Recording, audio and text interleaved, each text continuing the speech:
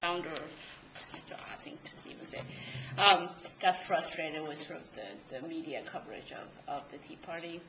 Because it was so vitriolic, you know. So that was sort of the beginning, but the Coffee Party really is not there to be sort of a counter movement to the Tea Party per se. We see it as an alternative to the Tea Party, and I guess at a fundamental level, we're asking for a civil, reasoned deliberation of issues. So instead of he's a Nazi. Right. None of that sort of screaming, name-calling. Let's really seriously talk about these issues that we need to address because it's so important.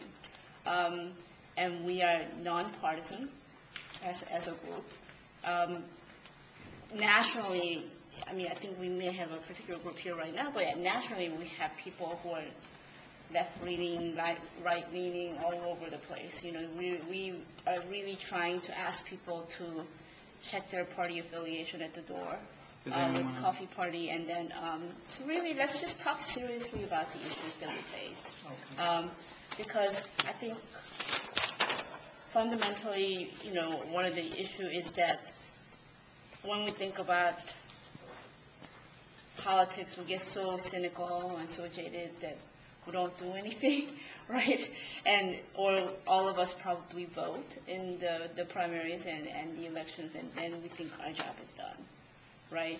And it just seems so important that we are constantly engaged, that we have to kind of watch over what our politicians are really doing, because we hire them to do a job, so we need to make sure that they're actually doing their job, which means that we actually have to constantly work at it to make sure that we know what the issues are, and then we stay on top of them and then making sure they're doing their job. So the funny thing about this movement, to some extent, I think we have like close to 200,000 people on our Facebook page now, and this thing grew in like 6 weeks.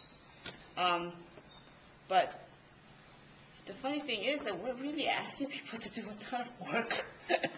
It's not just a fun thing you do on Facebook, you know. We're actually asking people to do a lot of work, do some studying, and then to really talk about these issues. So, but people are willing to do that. I mean, a lot of people are stepping up to the plate. There are groups that just propped up all over the country. Seriously, I mean, we are now in 48 states.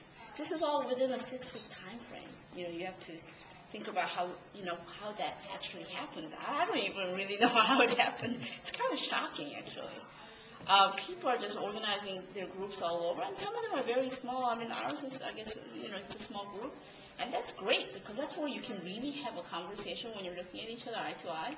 But then we have groups, like there's one group at Atlanta, there are like 100 of them that get together like almost every week. I'm like, I don't know how they talk when there are that many people in the room.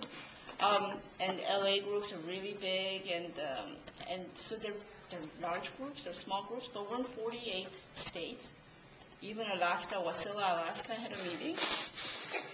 Wow, that's amazing. So you know, it started sort of really just focusing on civil dialogue and for us to really address some issues. But I do want to say that I don't know whether everyone got this email from the national team today. If you signed up on the webpage, you should